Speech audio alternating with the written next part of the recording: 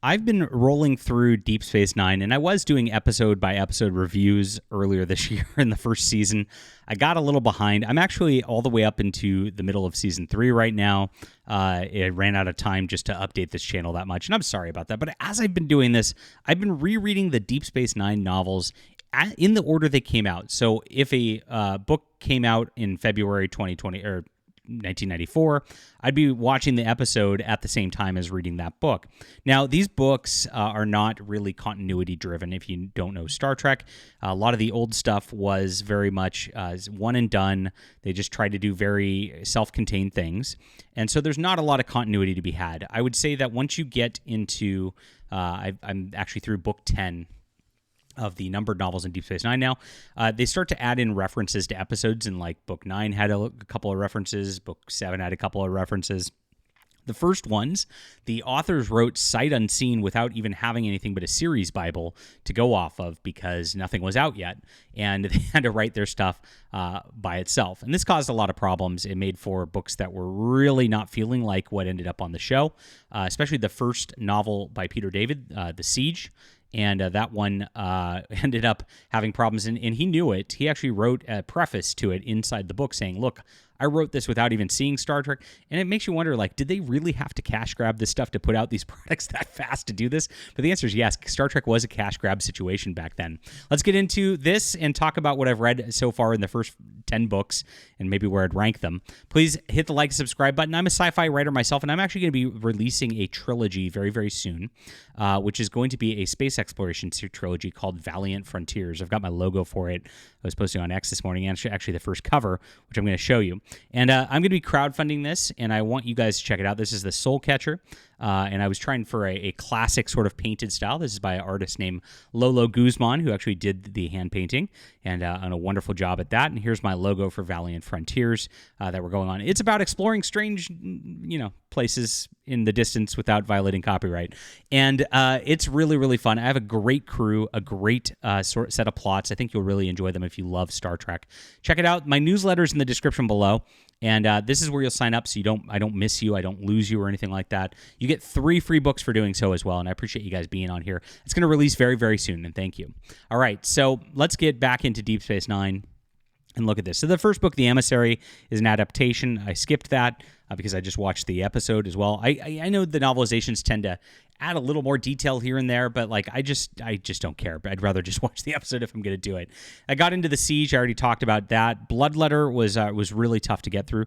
The Big Game was actually decent. It was a Quark story, and it was about a poker game, so it was a lot of fun and hijinks and Odo investigation. Sandy Schofield is actually Dean Wesley Smith and Christine Catherine Rush, and they went under this name for, I don't know why they went under that pen name for whatever reason.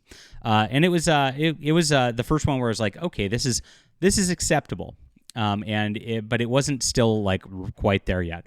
Fallen Heroes by David Ahugh. I don't know. David Ahugh. I don't know how to pronounce that.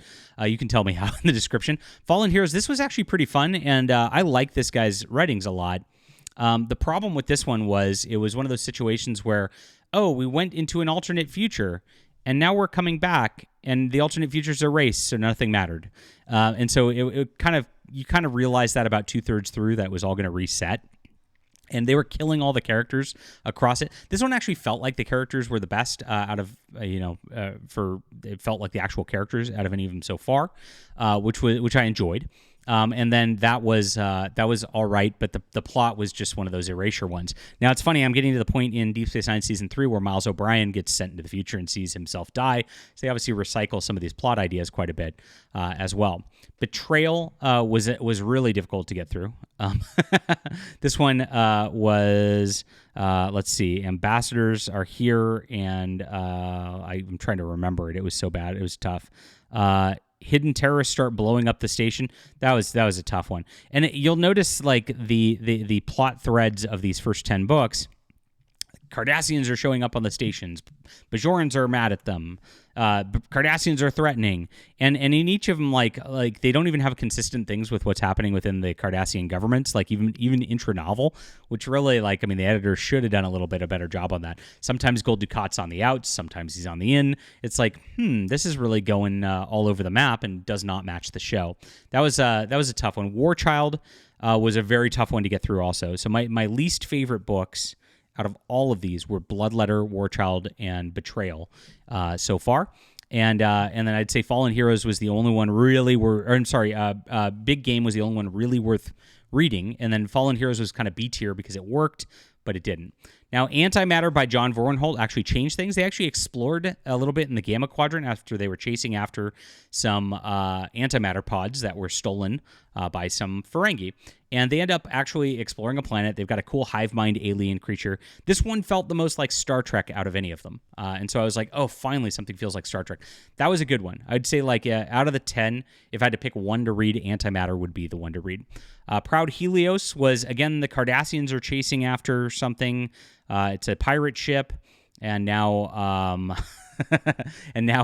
DS9's after the pirate ship as well. And another problem with a lot of these is they take a battle action like Cardassians are threatening to invade, or War Child was about this like potential, sort of Bajoran religious icon that was predicted in the prophecies needs to survive.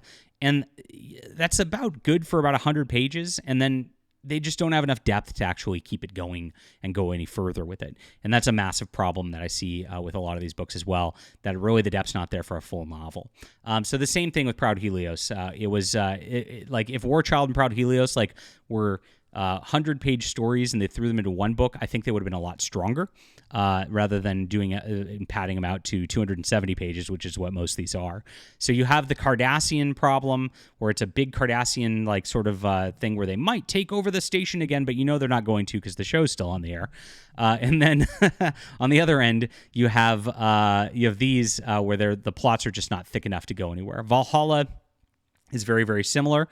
There is another ship that came through the wormhole. It's derelict. It's weird. And the Cardassians want it because for reasons. And so you're, again, dealing with a Cardassian political situation, which is just like ho-hum. So, these two, Proud Helios, Valhalla, back to that sort of thing where it just feels like it's stagnant. It feels like there's not enough going on. And I'd say the character that gets screwed up the most out of all of the characters in these, where they obviously hadn't written them enough, is Major Kira. Major Kira is shown in the books as being very antagonistic towards Commander Sisko. And while she has a little bit of that, like there's a little arguing over like her Bajor interest versus Starfleet in the show, they're really, really pushed hard in the novels here to where she looks like a raging lunatic a lot of the time. And it's like, shut up, Kira. And that tends to be a problem. The other problem I see periodically is the doctor, Julian, is they want him to be a flirt so much. And they did that in a couple episodes of DS9, but they want him to hit on Major Kira a lot also, which, again, there's one where, like, she thought he was, but he really wasn't. I mean, he kind of hit on Dax in the beginning, but, like, they kind of try to make that, like, a thing in the novels a bit more where it just didn't quite feel right for the character. So those are the big character problems we have with these, of obviously them not having to watch the show ahead of time as well. And there's also some inconsistencies of whether it's Quark's Casino, Quark's Place, Quark's Establishment. They call it all sorts of different things instead of Quark's Bar here, which gets established in the show as well. So of these first 10, most of them are completely unreadable, unfortunately, and should just absolutely be skipped. As much as I love Peter David's work, he's my favorite Star Trek author of all. The Siege is his probably poorest effort. It's an interesting story. It just doesn't fit quite right because of the continuity issues and the like with Deep Space Nine. I would say outside of that, the weakest book is probably Betrayal or Proud Helios are probably the ones that are the weakest. And then of the top, I'd say Antimatter is actually a really good Star Trek novel and enjoyable, and that's the only one. And then Big Game and Fallen Heroes are kind of okay reads, but they're eminently skippable. So in my journey through the Deep Space Nine novels so far, as we've been going through this, there's 27 total. I've read number 27. just back in the day. Excellent. This is like if you want to find any Star Trek novel for Deep Space Nine, you have to get that one. Definitely not really worth reading the first 10 so far, and that is the numbered novels in a nutshell. So we are all the way up to April 1995 now, which is going to be the end of the third season, and I really hope it gets better from here. Now, Greg Cox mentioned in a Facebook group, as I was talking about this, that he also had not seen Deep Space Nine before writing Devil in the Sky. So I'm wondering, because they're like almost 2-3 years into this now, how did they like start commissioning these people, like, and how long did they sit on these novels even before putting them out? Like, they really wanted a back catalog, I guess, to be at that point where all these writers wouldn't have seen the show. I wonder at what point like they actually have seen the show. Maybe it'll start to get better at that point. In what goes on here. I really hope so, because these are pretty tough so far. Have you read any of these or read any of the Star Trek novels? Leave a comment down below. Love to hear from you. Hit the like and subscribe button. Please sign up for my newsletter, because I've got Valiant Frontiers coming up. If you like Star Trek, you're really going to enjoy this. Get in on this today and sign up for my newsletter so you don't miss it. We'll be back.